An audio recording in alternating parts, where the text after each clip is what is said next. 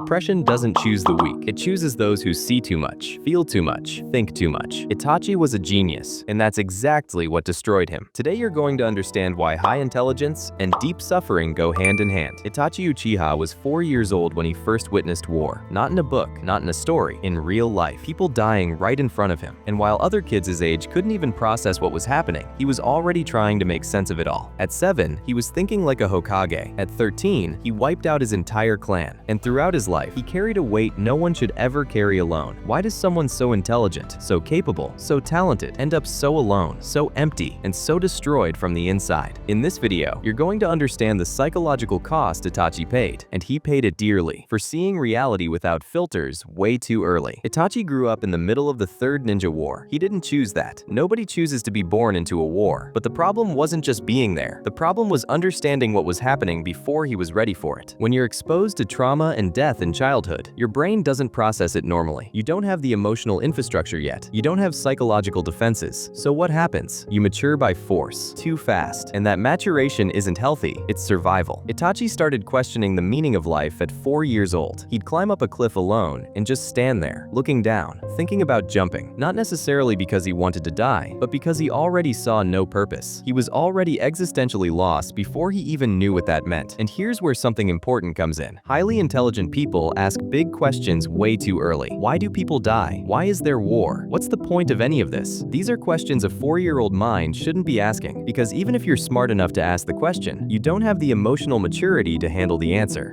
Time passed, and then something came along that would completely change Itachi's life. Sasuke's birth. For the first time, Itachi found something that made sense. Someone to protect. A real reason to keep going. But the weight was already there, and it was only going to get heavier. There's a concept called intellectual overexcitability. It's when your mind never shuts off. You overthink. You overanalyze. You anticipate scenarios that haven't even happened yet. You see problems nobody else sees. And that's not a superpower. It's constant mental exhaustion. Itachi had this at the highest level. He saw every side of every situation. He could understand the village, the clan, the enemies, his father's point of view. And when you see everything, you realize a brutal truth. There's no right choice. There are only bad choices and worse choices. That paralyzes you because you get stuck in infinite analysis, trying to find a way out that doesn't exist. And here's another thing. Highly intelligent people learn patterns way too fast. For most people, a bad experience is just that, a bad experience. But for someone like Itachi, one experience becomes a deep belief, becomes rooted fear, becomes automatic psychological defense. He saw violence once and learned the world is cruel, lost people and learned that attachment hurts, got manipulated and learned that trust is dangerous. Each of these lessons was absorbed too fast, too early, and without emotional support to process it in a healthy way. So what does he do? He disconnects, creates emotional distance, not because he's naturally cold, but because feeling was simply too dangerous. And this has a name in psychology: emotional detachment as a defense mechanism. On the outside, Itachi is everything the ninja world expects from a prodigy: calm, controlled, efficient, lethal when necessary, never complains, never asks for help, never shows weakness. He's the perfect shinobi, and that's not by accident. His father, Fugaku,